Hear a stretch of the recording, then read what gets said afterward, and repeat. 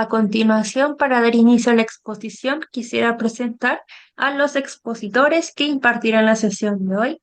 Primero nos acompaña Humberto Guajardo, es médico cirujano, especialista en psiquiatría de adultos de la USACH, psiquiatría infantil y adolescente de la U de Chile, psicoterapeuta integrativo de ALAPSI, postitulado en psicoterapia postracionalista en CETEPO, Buenos Aires. Es profesor titular de la Facultad de Ciencias Médicas de la USACH, exdecano de la Facultad de Ciencias Médicas de la USACH, director médico de Ciencias Psiquiátricas El Arrayán para adultos y Oriente para infanto-adolescentes, director del Centro Integrativo de Adicciones. Obtuvo el premio Reina Sofía de España contra las drogas en el año 2002. También tiene un premio CNSA por el libro Trabajar con las emociones en los trastornos adictivos en el año 2012. Presenta una alta presencia en estudios de psicoterapia integrativa, adicciones, trastornos psiquiátricos en adolescentes, SIDA infantil, déficit atencional y depresión adolescente. También nos acompaña Diana Kushner, es psicóloga clínica, especialista en adicciones, egresada en antropología social, tiene un magíster en psicoterapia postracionalista de la USACH y un postítulo en psicoterapia postracionalista con el profesor Juan Balbi en Buenos Aires, Argentina. Es miembro de pleno derecho de la Sociedad Española de Patología Dual, coordinadora académica de la carrera técnico en prevención y rehabilitación de personas con dependencia a drogas del año 2000 al 2025, docente del Diplomado en Adicciones de la Facultad de Ciencias Médicas de la USACH entre los años 2002 y 2024, directora de tratamiento del Centro Integrativo de Adicciones del año 2002 hasta la actualidad, docente en programas de formación para médicos en psiquiatría de adultos de la USACH y la Universidad Mayor. También es ganadora del Premio Iberoamericano Reina Sofía contra las Drogas, Premio del Consejo Nacional de la Cultura y las Artes, por el libro Trabajar las emociones en los trastornos adictivos. Hechas las presentaciones, le damos el paso a los expositores para que inicien con su presentación. Hola, buenas noches. Espérate, ¿ahí me das compartir pantalla, por favor, a mí?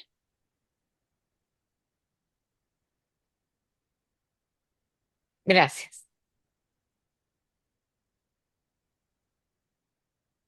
Momentito, que vamos.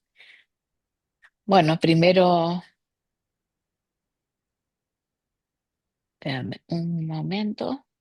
Ahora sí, puedes partir. Bueno, buenas noches o buenas tardes según el país donde estén, a todos quienes nos acompañan hoy día. Para nosotros es muy emocionante poder empezar nuevamente con una reunión que tiene una asistencia muy importante de personas y de profesionales. Quisiera decirles que empezamos con Diana por allá por los años 90 a preocuparnos y a inquietarnos por el tema de las adicciones en nuestro país. Hay que ver cómo ha cambiado todo desde el punto de vista de la cantidad de personas que presentan una adicción y cómo se ha difundido todo el problema de las drogas. Es casi como que ha habido un vuelco enorme en todo lo que significan hoy día los conocimientos que antes teníamos y que ahora hemos ido incorporando para poder solidificar nuestro planteamiento frente a las drogas.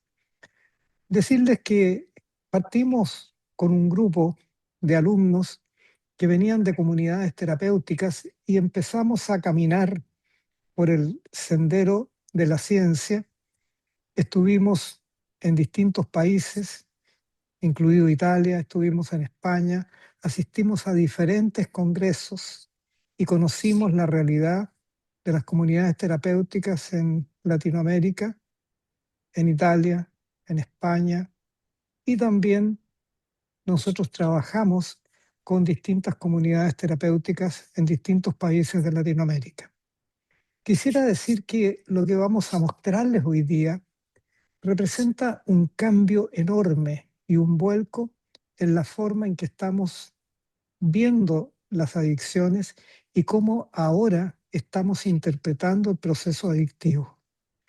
Adicciones que en esos años nos costaba entender, nos costaba generar una teoría sobre cómo se producían y en qué consistía la droga y el proceso adictivo. Hoy día nos damos cuenta que se ha ido generando y estamos frente a un cambio enorme en la forma en que veíamos la adicción y cómo ahora la estamos enfrentando. Creemos que nuestros pacientes hoy día tienen la mejor posibilidad para poder acceder a conocer y a entender el fenómeno de la adicción. Y por supuesto, nuestros alumnos van a poder conocer lo que nosotros estamos haciendo y pensando para trabajar en los procesos adictivos. Con Diana estamos muy contentos y muy emocionados de poder compartir con ustedes algo que para nosotros es nuevo, es una novedad, partir hablando y empezar a conversar sobre lo que ahora les vamos a ir entregando. Diana. Creo que buenas noches a todos. Un agrado, probablemente a muchos conozco, algunos no. Y decirles que el camino que hemos recorrido de investigación y de estudio los va a sorprender, eh, entendiendo que la adicción no es una enfermedad, algo que ha servido, ¿no es cierto?, para condenar al individuo para toda la vida. ¿Y quiénes lo han condenado? Los psiquiatras, los psicólogos, la sociedad, mirando la adicción como una enfermedad limitante que la va a arrastrar el individuo para toda la vida. Las investigaciones, sobre todo en neurociencia, han podido ir demostrando que la adicción tiene otras características.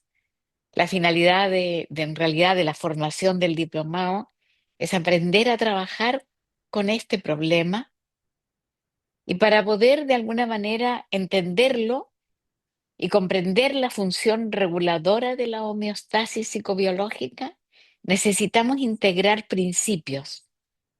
Y los principios que vamos a integrar se basan en epistemología constructivista.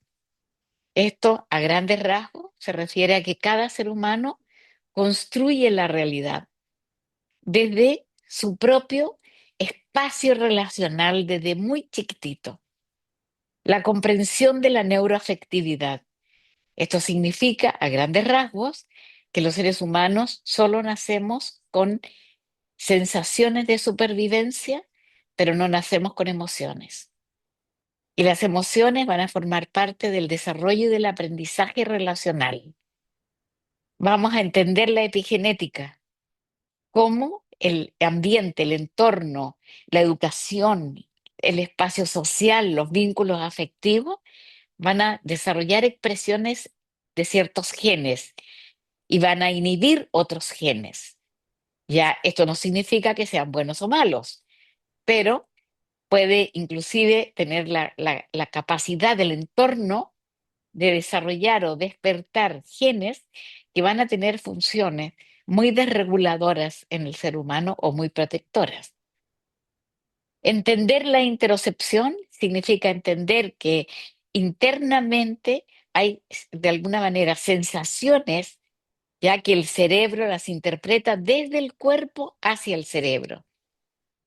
Comprender la neuroplasticidad significa entender que el cerebro es tan plástico que se puede modificar a sí mismo las veces que sea necesario, siempre y cuando cuente con el entorno, el espacio, los sistemas, la alimentación, la nutrición, la actividad que desarrolla el ser humano para poder facilitar la neuroplasticidad. Y lo más importante es el desarrollo hemisférico y el vínculo. Por tanto, este ser humano que viene al mundo sin un desarrollo psicobiológico, ya en los primeros años de vida, su cerebro empieza a despertarse, empieza a desarrollarse de acuerdo al entorno que le toca vivir. Y Diana, aquí es donde hay factores socioculturales, sociopolíticos, alimentarios, afectivos, que van a influir en el desarrollo de un ser humano.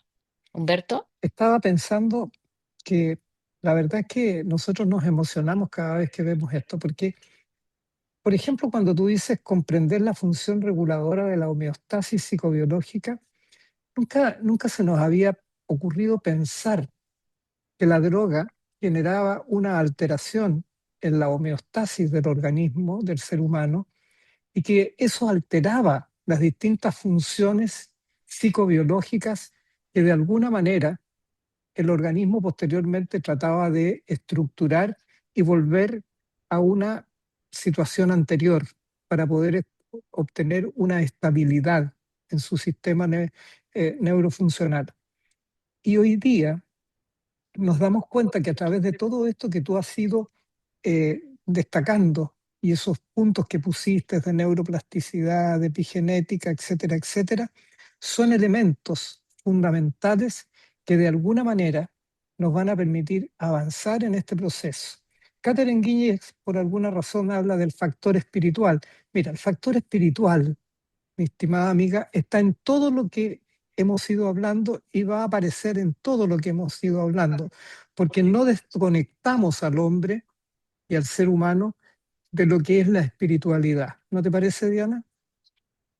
Yo diría que la espiritualidad tiene la complejidad de tener que separarse de la religiosidad. Y la espiritualidad tiene, de alguna manera, en el desarrollo del lóbulo frontal, la más potente de las funciones humanas, que es la empatía. Y diría que esa es la base de un ser humano espiritual, ¿ya? Donde soy capaz de tener compasión, soy capaz de alguna manera de ser un aliado, de ser alguien que protege, alguien que cuida, alguien que vela por la soberanía de lo humano. Y diría que eso es lo esencialmente espiritual. Por tanto, siguiendo con nuestra presentación de hoy, miren el término y diría que esto es el éxito de la neurociencia. Entender que la sustancia en sí, la droga, no es esencialmente la adicción. Significa esto, que la sustancia es un recurso externo que el organismo, desde la complejidad individual, descubre que modifica eficazmente un estado interno. Al sentir que algo me está modificando, y esa modificación, ya sea alcohol, pasta, cocaína, éxtasis, etcétera, podemos nombrar todas las drogas, la marihuana, etcétera, al sentir que algo me modifica, ¿ya? En realidad no es que produzca placer, es que yo estoy en un funcionamiento que se define como coherente conmigo mismo. ¿Qué quiere decir esto? Que en un minuto de mi vida nadie nace adicto. En un minuto de mi vida algo, algo sucedió que yo perdí la capacidad de regularme psicobiológicamente. Y si he perdido la capacidad, tengo que recurrir a algo. Hay gente que recurre a la comida, por ejemplo, y se generan trastornos de obesidad importantes, donde hay un daño enorme, pero también así se recurre a las drogas. La repetición, o sea, la vuelta al consumo, funciona como un regulador inconsciente que se aprende, se anticipa y se incorpora a la organización psicobiológica del individuo, donde entonces yo paso a sentirme coherente conmigo mismo sin tener la conciencia de eso. Lo que un sujeto con una adicción manifiesta es que me gusta, es que estoy mejor, es que me siento feliz, es que puedo funcionar mejor, puedo sociabilizar mejor o me aíslo. Eso es lo que se define como efecto interpretado.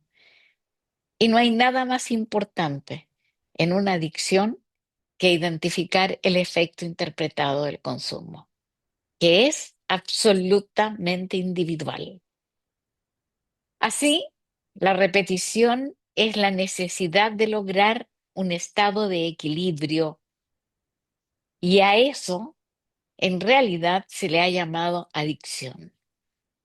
Entonces, Diana, hay algo muy interesante en lo que estás diciendo acá, porque estamos cambiando el concepto de la recaída y la maldad de la recaída por un elemento que, que lo buscamos entender científicamente y que es muy claro dentro de la nueva teoría que estamos esbozando sobre el tratamiento para poder entender la recaída como un elemento que se da psicobiológicamente para buscar la regulación del organismo.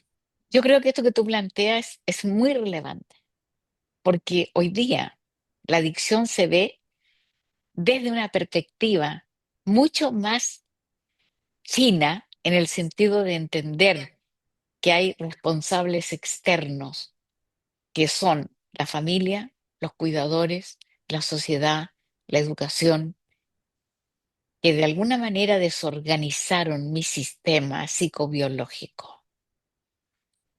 Y para poder organizarme tengo que recurrir a algo, porque si no, dejo de existir. Y ante el dejar de la amenaza de dejar de existir, tengo que recurrir a lo que sea. Y es muy importante entonces entender hoy día que en la adicción hay una sociedad responsable. Entonces, ¿qué estado psicobiológico aprendió este organismo a regular mediante el consumo? Y es aquí cuando uno aprende en el modelo de psicoterapia que la variabilidad gigantesca de posibilidades que cada ser humano necesita regular. Necesita regular el miedo, la amenaza, la incertidumbre, necesita regular la desadaptación, la incapacidad, el castigo, la angustia, etcétera, etcétera. Cada fenómeno es absolutamente individual. Y aquí entonces nace el dejar de generalizar la adicción como un fenómeno que tiene características comunes en el adicto.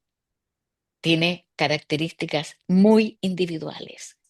Diana, hay una duda que yo observo en algunos de los chats y tiene que ver con que algunos niños nacen de madres adictas o de madres alcohólicas. Entonces, les surge la duda de repente a algunos de nuestros oyentes sobre si estos niños no nacen adictos. Ahora tenemos la respuesta, pero yo te la planteo porque de alguna manera ese cerebro, más que nacer adicto, es un cerebro que viene a formarse en el externo y que de alguna manera ya en el vientre materno está experimentando cambios y regulaciones que lo van a llevar a generar ciertas características epigenéticas.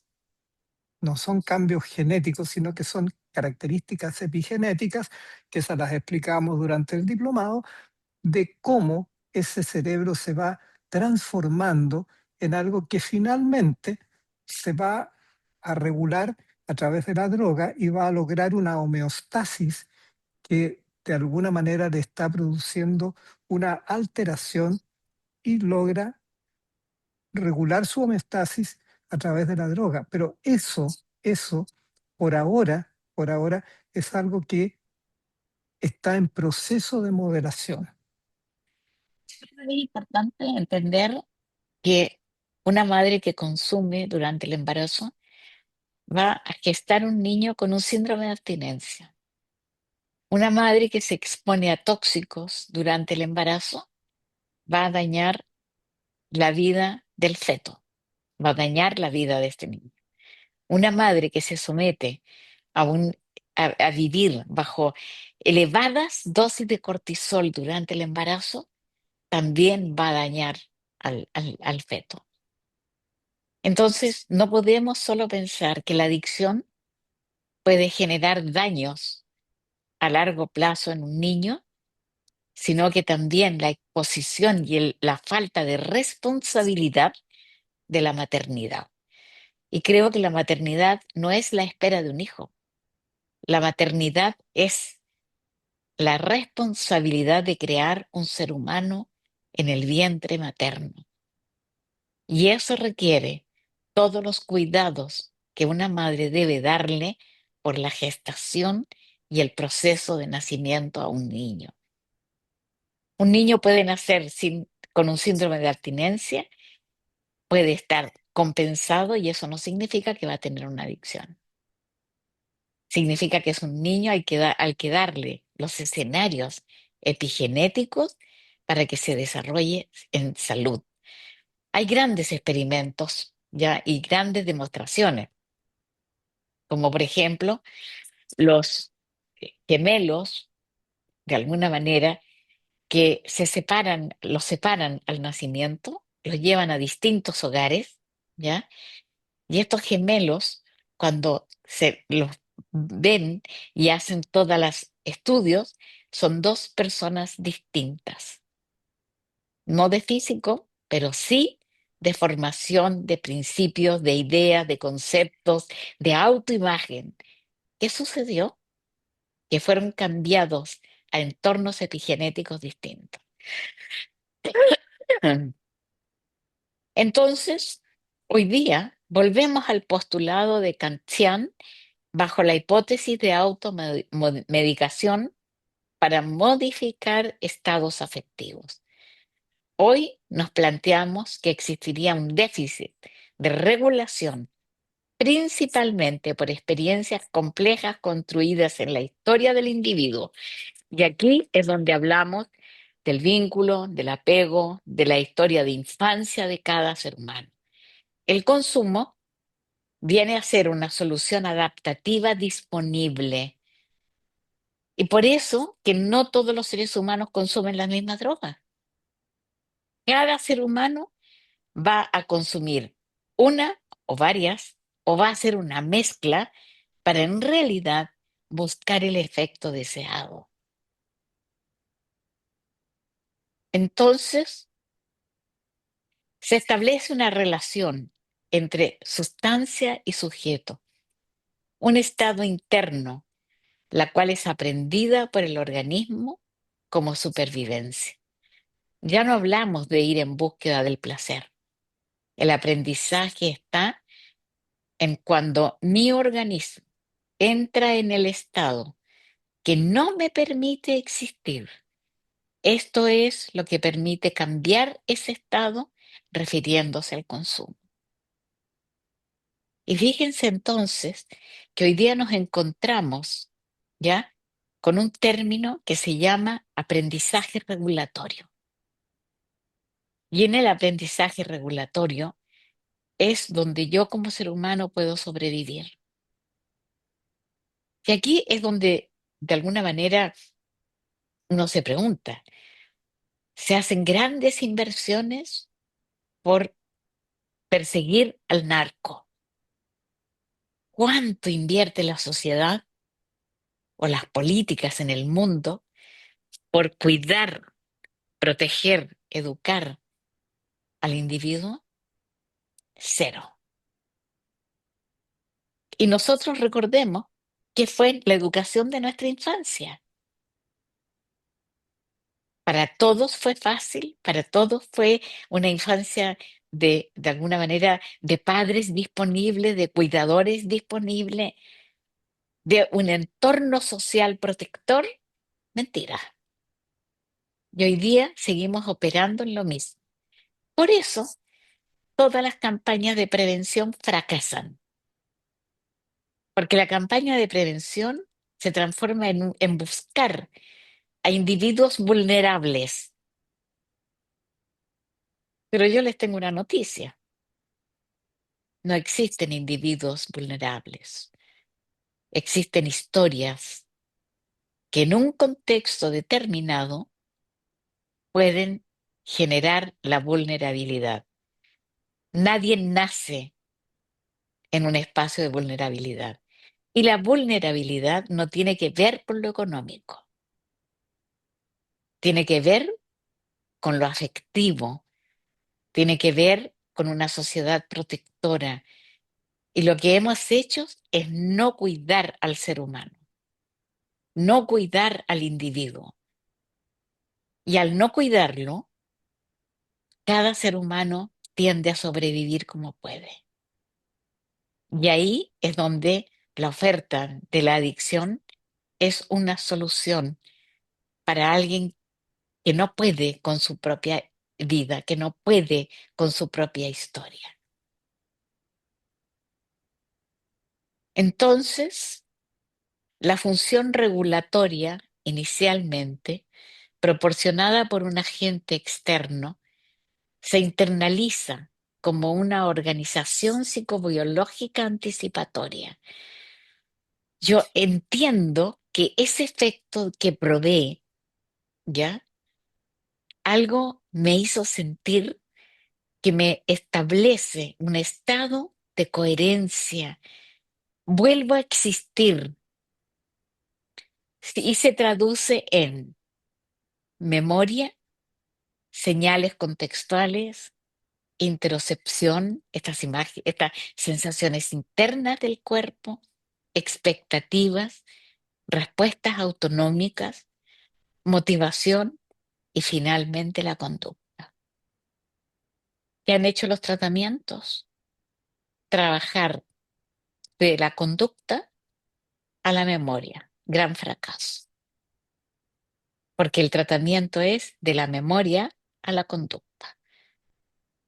Y los tratamientos conductuales han sido el gran fracaso, queriendo castigar, sancionar, enjuiciar duramente, como si el que tiene una adicción es un sujeto malvado, maldito.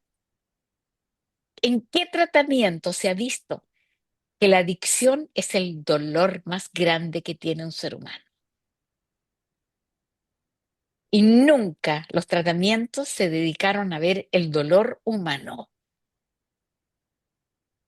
Esta es la explicación de por qué una persona puede comenzar a experimentar craving antes de haber consumido.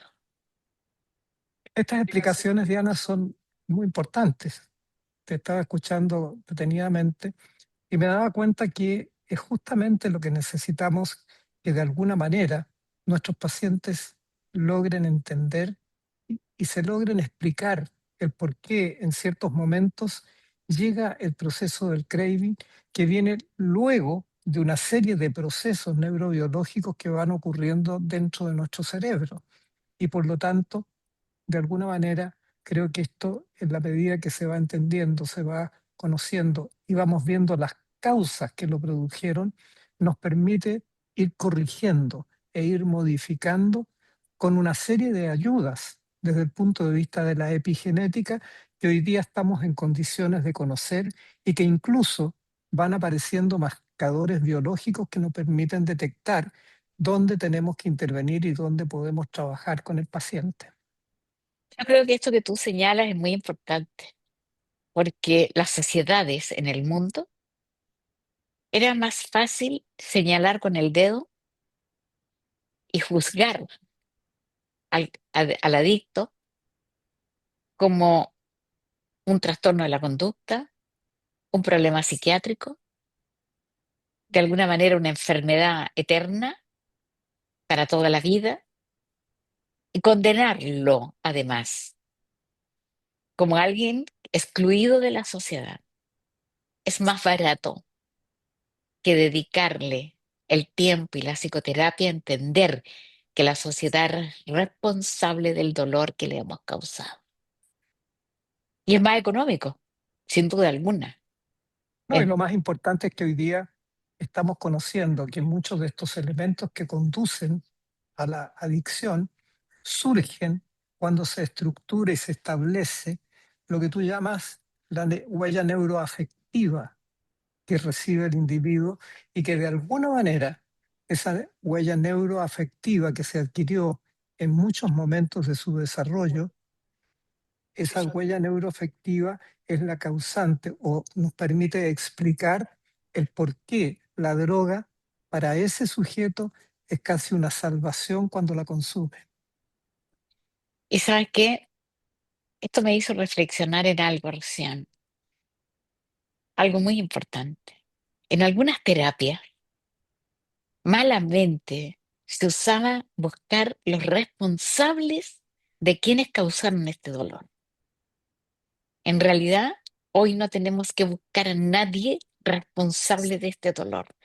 Cuando estás en un tratamiento, hoy día debes encontrar cómo superas este dolor en una ayuda psicoterapéutica que tenga que ver con la comprensión del sufrimiento humano. Diana, y este tipo de tratamientos no tan solo se pueden hacer en terapia individual, sino que lo trabajamos en terapia grupal y Sí, dependiendo de cada uno, de cada paciente y de las características, es como se va estructurando y organizando el proceso terapéutico. es que aquí hay un concepto que es interesante. ¿Qué entendemos por terapia grupal? La terapia grupal no se traduce en que exista una forma de intervenir a todos los pacientes iguales. La terapia grupal, a pesar de ser un grupo, respeta absolutamente la individualidad de la historia, del contexto, del presente. Por tanto, sí lo puedes trabajar grupal, pero con ese concepto a la base.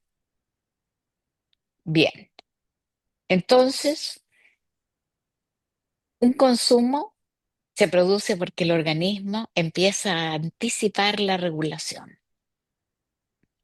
No es indispensable la presencia de la droga para que comience la secuencia psicobiológica.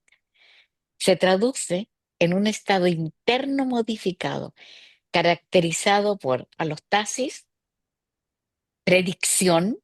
Yo puedo predecir con qué voy a cambiar esta incomodidad que tengo, señales asociadas, olores, espacios, ropa, lugares, motivación, apetencia y búsqueda del consumo.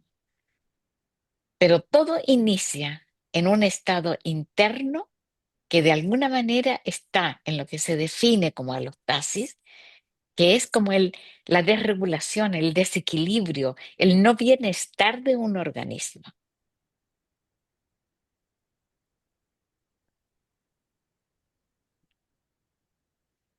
Entonces, el organismo se adapta, perdiendo la novedad de solución a la presencia reiterada.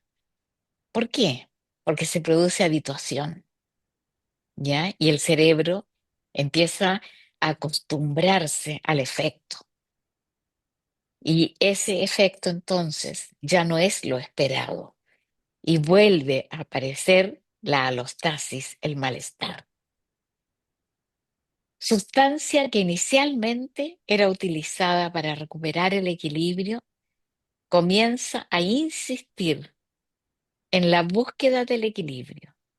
Aquí puede iniciarse la utilización de mezcla de sustancias con la finalidad de lograr el efecto interpretado.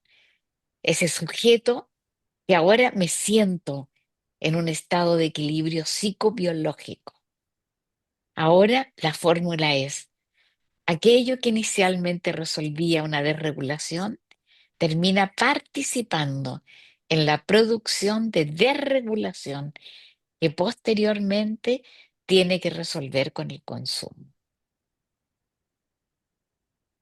La adicción es una organización aprendida de regulación psicobiológica en la que la sustancia ha adquirido una función regulatoria privilegiada.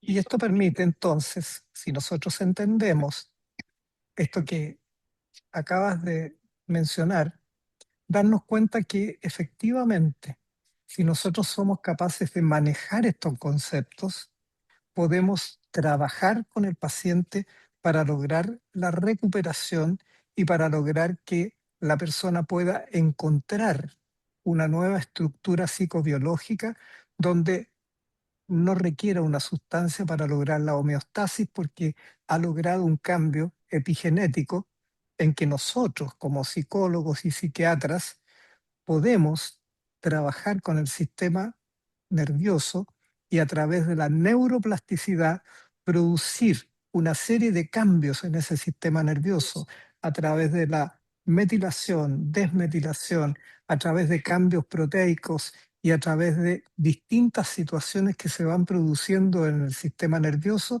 podemos producir cambios que permiten superar esta desregulación que significa tener que consumir una sustancia para intentar regularse.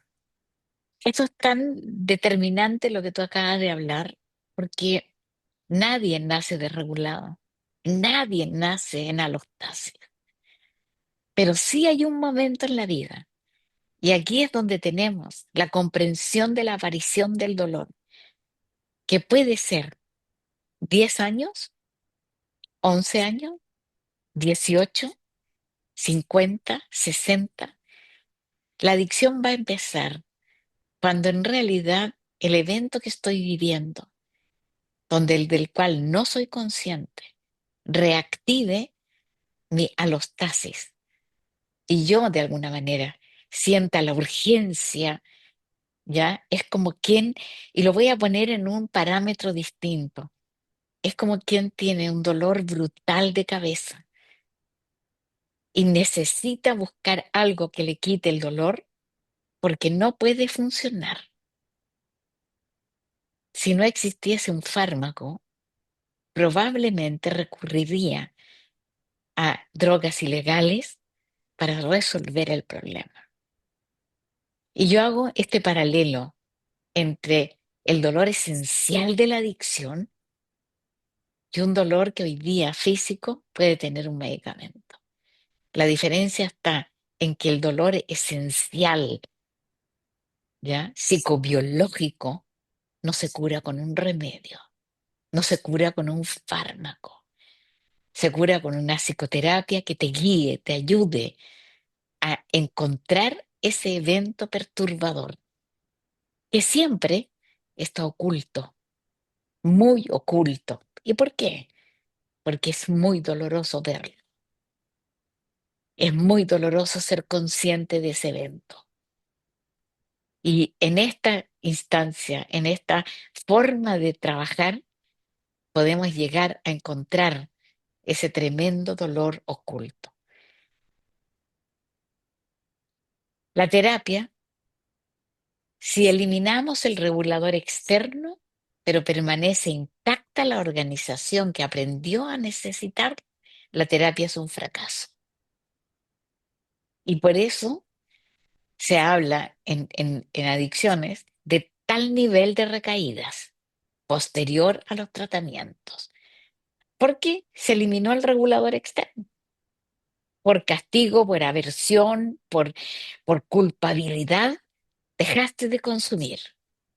Pero en realidad, la organización que aprendió el consumo como una necesidad de supervivencia sigue estando presente.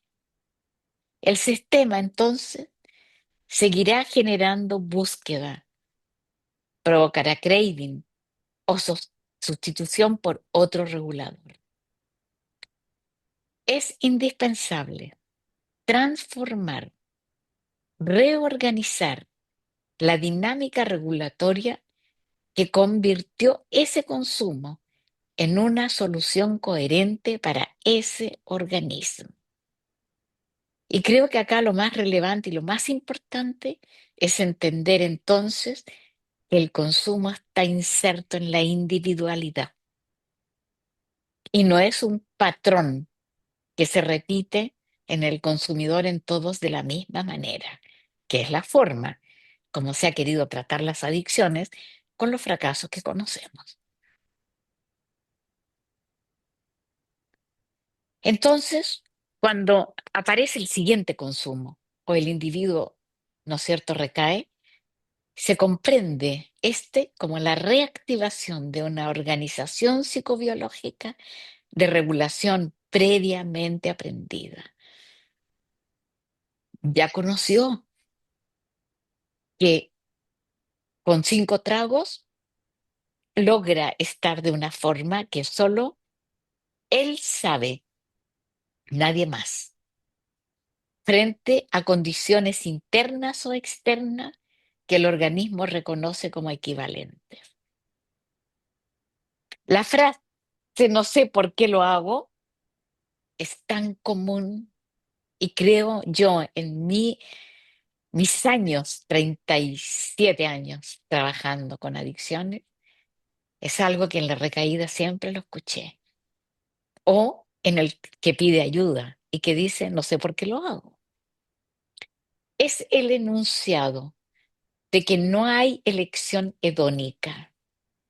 Está frente a una organización anticipatoria automatizada. Ya no es la búsqueda del placer.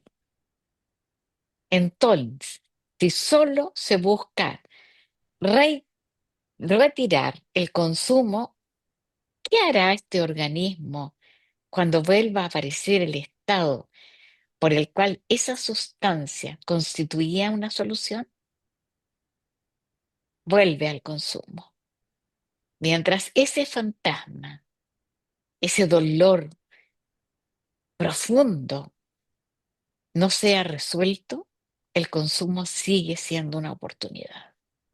Por eso que el desafío es muy intenso para nosotros, es muy importante para todos los terapeutas en el sentido de investigar y evaluar dentro de la vida de nuestro paciente qué es lo que ocurrió, qué es lo que ocurrió Así es. desde el vientre materno a todo el proceso de desarrollo y hasta el momento en que de alguna manera se produce una alteración en la homeostasis del sujeto y la alostasis lo lleva a intentar establecer nuevamente el equilibrio, pero ahí se encuentra con la droga que calza e incide exactamente en aquella parte del desarrollo neurobiológico en que epigenéticamente se ha generado la situación frágil en que la droga calza como una forma de generar un autoengaño o la posibilidad de tener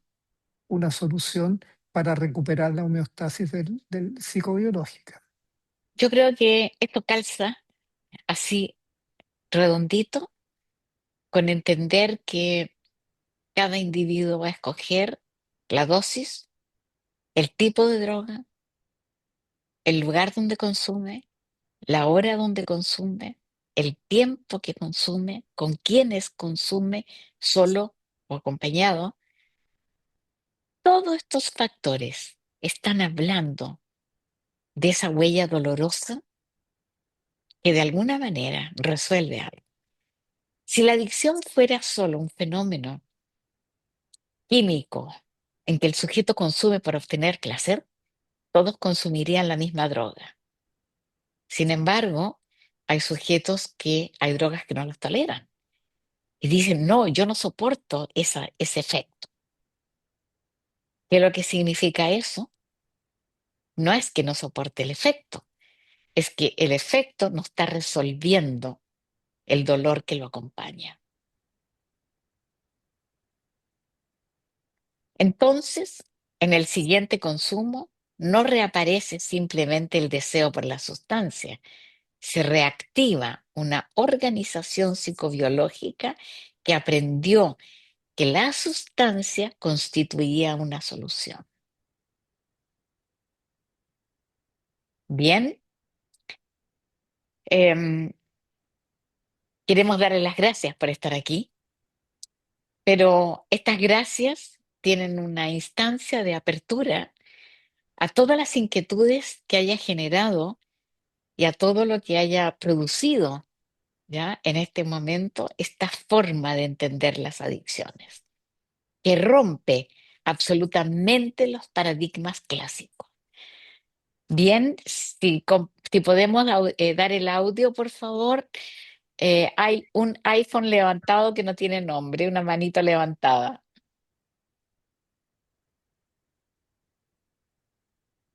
Bien, ¿Vale? iPhone, te estoy habilitando, así que cuando gustes, haz tu pregunta, por favor.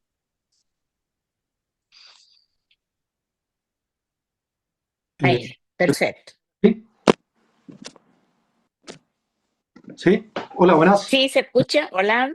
¿Cómo está, profesora? Mucho gusto verla de nuevo, profe. ¿Cómo está? ¿Cómo es tu Hola, ¿qué nombre? tal? ¿Cómo están? ¿Cómo es tu nombre? Héctor, me formé con usted en el diplomado de USACH. Bien, muy bien. ¿Cómo está?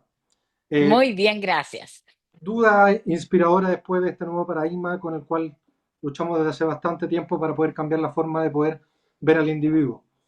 ¿Cómo poder seguir colaborando contra este sistema con el cual peleamos bastantes años desde el modelo cognitivo-conductual, que de cognitivo no tiene mucho, para poder visibilizar desde el dolor de un otro? Me encanta esta premisa que dice la profe Diana de cambiar la pregunta de no el por qué el consumo, sino el por qué el dolor. ¿Cómo poder profundizar con esto y poder visibilizar más allá, más desde una mirada constructivista ¿Mm? y esperanzadora de cómo poder demostrar a través de distintas herramientas o visiones algo mucho más transparente de lo que podemos ver hoy como modelo que lamentablemente sigue proliferando en las conductuales y en estas tierras de nadie que son los centros y los programas de rehabilitación. A ver, yo te diría que la formación del diplomado es clave, ¿ya? Porque cada uno de ustedes tiene que ser un gestor de esta nueva corriente, ¿ya?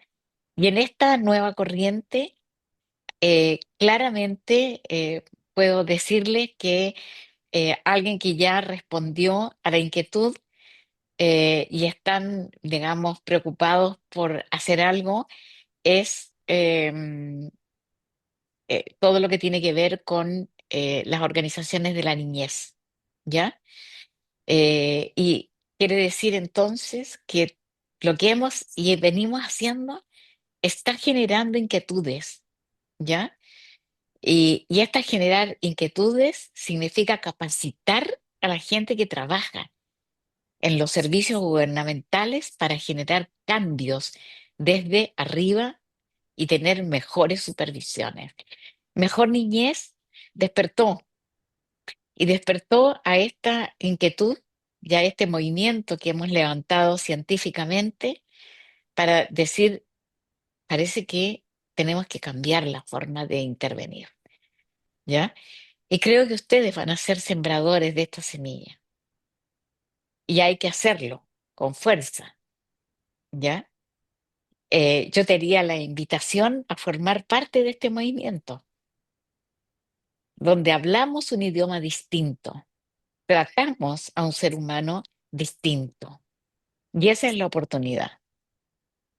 Diana, sería interesante que tú contaras cuáles son las bases del modelo que estamos tratando de mostrar, que de alguna manera tienen que ver con o racionalismo, tienen que ver con una serie Es de que, elementos. es que yo privilegiaría, hay muchas manitas levantadas, ¿ya? Sí, Y creo que la formación va a permitir entender cada una de alguna manera de las epistemologías y las metodologías con las que trabajamos. No no, nos pero va a dar solo, el tiempo. solo el nombre del diplomado ya lo dice, o sea, un enfoque con tales y tales características. Claro, es un enfoque constructivista basado en la neuroafectividad, ¿ya? Donde de alguna manera la neuroafectividad es el desarrollo psicobiológico en los primeros años de vida de un ser humano.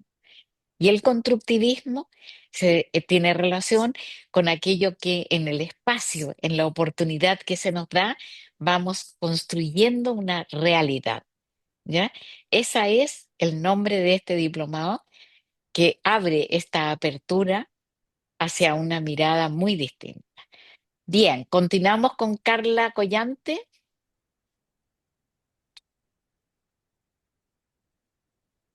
Hola, buenas Carla, noches. buenas noches. Sí, un gusto. Muy buenas noches, profesora. Mire, mi pregunta, perdón, es muy cortita. Yo quisiera saber más bien la opinión de ustedes de si consideran que hablar de sustancias o droga debería ser un tema que fuera primordial en las escuelas y que se tome como un ramo extra, digamos, que debería ser como un punto para conversar con los niños, niñas y adolescentes. A ver, Carla, por ningún motivo, ¿ya? Porque Ya, ya de alguna perfecto. manera lo planteamos, ¿no es cierto? La droga es el bastón que va a usar el individuo. Lo que tenemos que mirar son a esos alumnos, al niño que sufre, Ok, al niño que no está bien, al niño que le está pasando algo, al niño que de alguna manera manifiesta, pero el colegio lo castiga por no tener la conducta perfecto, esperada, ¿ya? Por perfecto. tanto, ni siquiera en el tratamiento se habla de drogas, ¿ya? Ni siquiera en el Muchísimas gracias. tratamiento se conversa de drogas. Gracias a ti, Tania No, Fonseca. muchísimas gracias.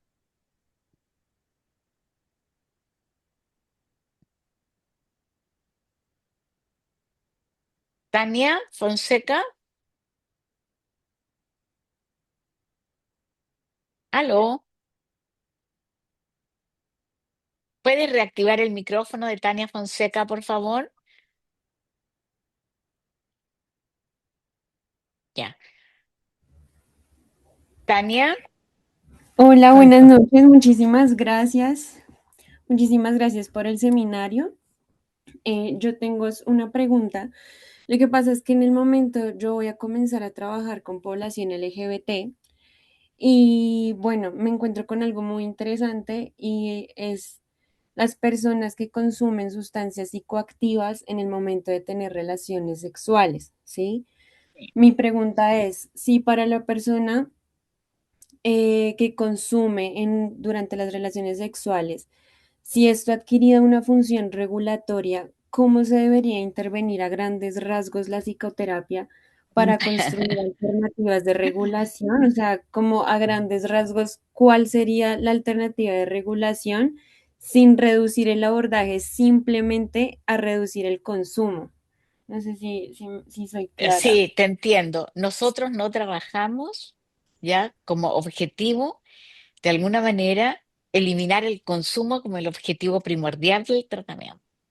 El Mm, tratamiento ya va a trabajar la abstinencia, pero con la finalidad de poder trabajar con la problemática que lo llevó al consumo, ¿ya? Es importante porque de alguna manera el mundo homosexual hay una cantidad enorme de drogas que se consumen solo en el mundo homosexual. Y ahí es donde uno se pregunta, ¿qué relación tiene la sexualidad de esos individuos con las drogas? ¿Y por qué está este triángulo de individuo, droga y sexo? ¿Ya? Es algo que se trabaja en la formación del diplomado para entender que hay algo en lo cual necesito transformarme en esa instancia.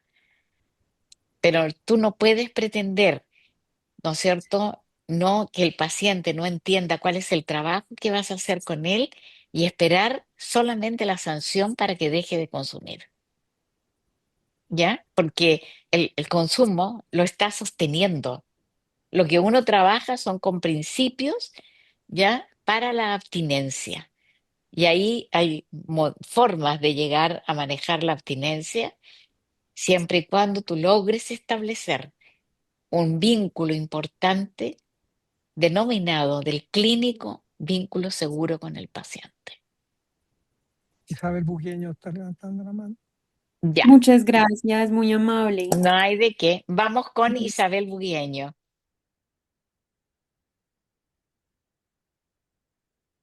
Hola, ¿se escucha? Hola Isabel, Sí, se sí, escucha.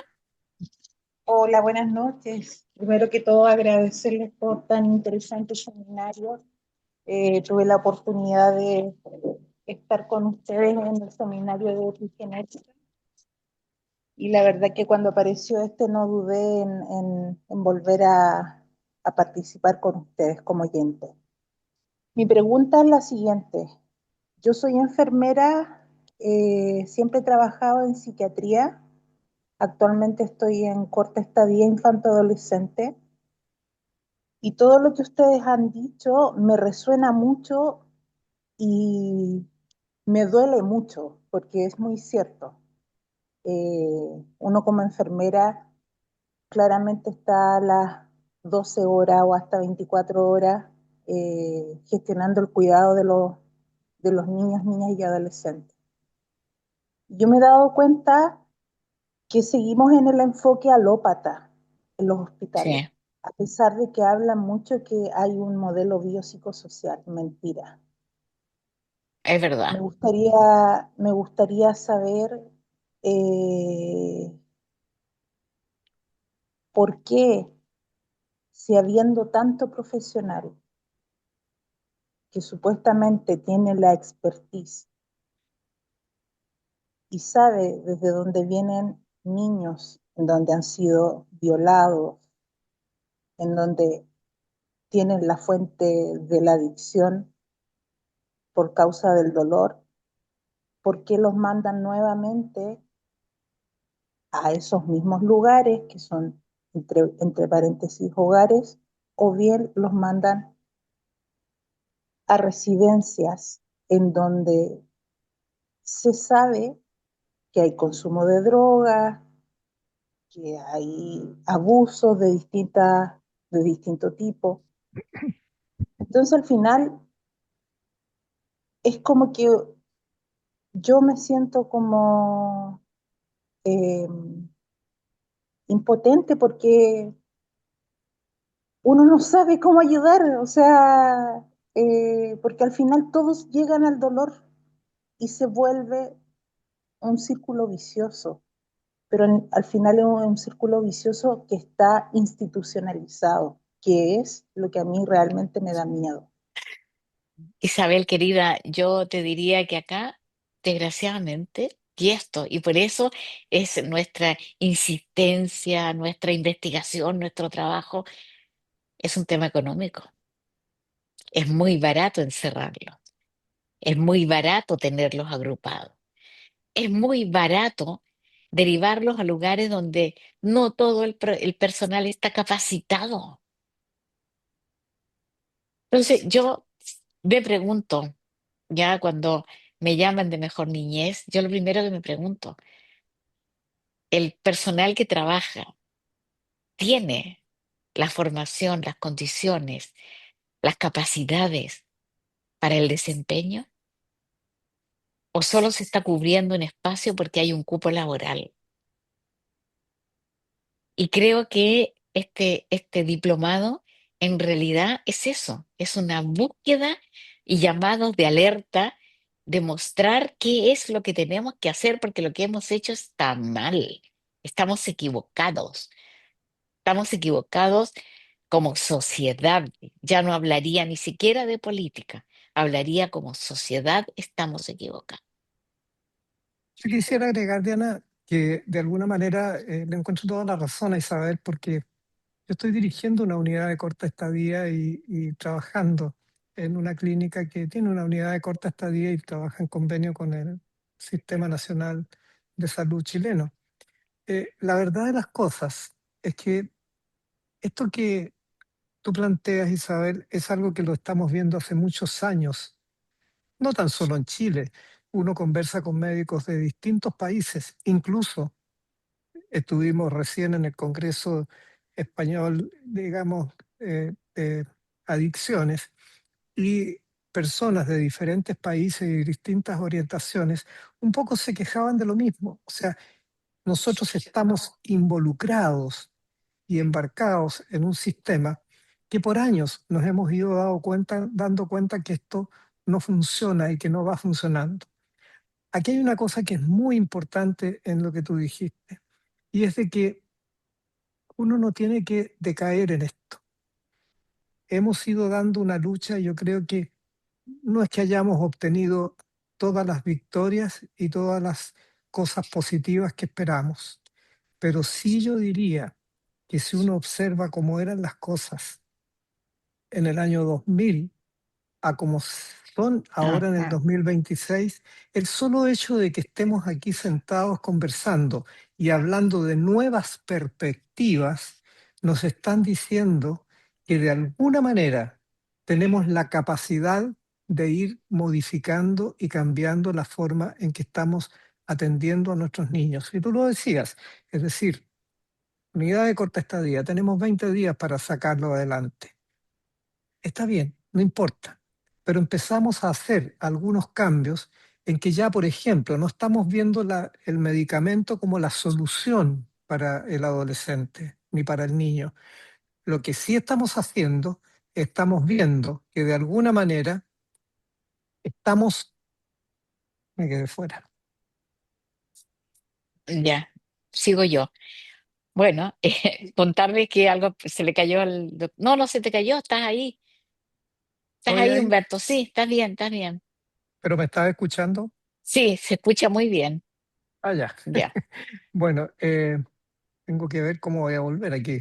ya, pero tranquilo porque se escucha muy bien, no hay problema. Ya, pero lo que estaba diciendo simplemente es que estamos viendo cómo no solamente vamos a trabajar con medicamentos, sino que los medicamentos tenemos que incorporarlos en esta función, en esta línea que tú diste, Diana, en que vamos viendo cómo regulamos la homeostasis del paciente y cómo lo incorporamos el medicamento para que puedan lograrse los cambios que necesitamos producir para que ya no necesite la droga ser la que produce la homeostasis psicobiológica. Además, yo quisiera agregar algo que en realidad lo vemos en el diplomado. Hoy día, ya, de alguna manera, los fármacos, ya, también algunos muy específicos tienen funciones epigenéticas. ¿Qué significa eso? Que pueden modificar ciertos genes que están complicando la experiencia de trauma, ¿ya? Y que son muy específicos, que hoy día ya está comprobado científicamente que se pueden utilizar y que van a producir. Entre ellos, la gran cantidad de vitaminas que tenemos que apoyar a nuestros niños, ¿ya? La alimentación hoy día carece, ¿ya?, de vitaminas y debemos apoyarlos. Bien, nos queda Muchas gracias. Eugenia. Gracias a ti. Eugenia, nos queda.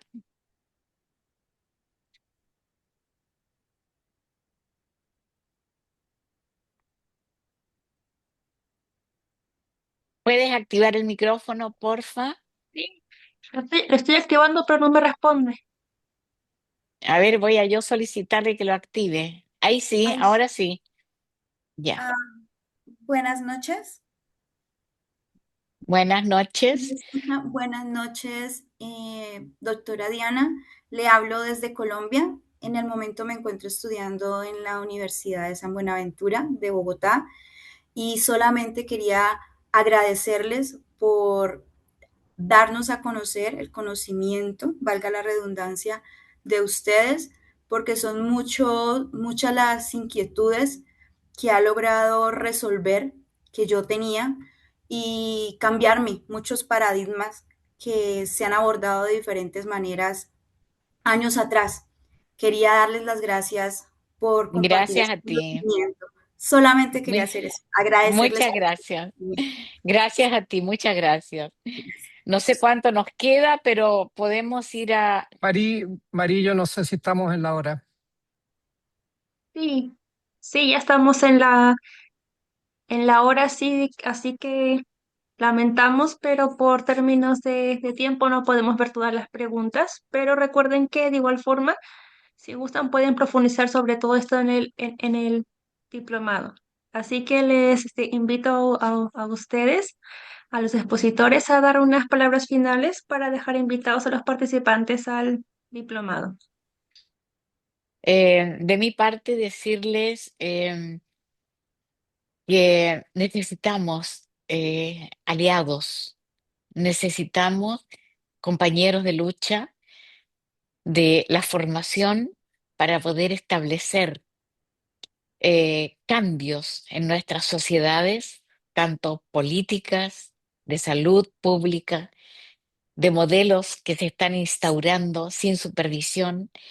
Así que yo los invito a este diplomado para ser unos aliados de cambio de esta sociedad. Gracias por haber estado hoy día con nosotros. De mi parte, un abrazo grande para todos ustedes. Gracias a todos. Y a Diana, como siempre, decirle que de alguna manera estoy muy agradecido de todo lo que hemos hecho y de lo que hemos trabajado juntos, y decirle que sigue siendo una persona muy importante en mi vida y lo seguirá siendo. Muchas gracias a ti, compañero de mi vida. Nos vemos, chicos. Chao a Muchas todos. gracias. Chao, Chao a chao. todos. Muchas gracias.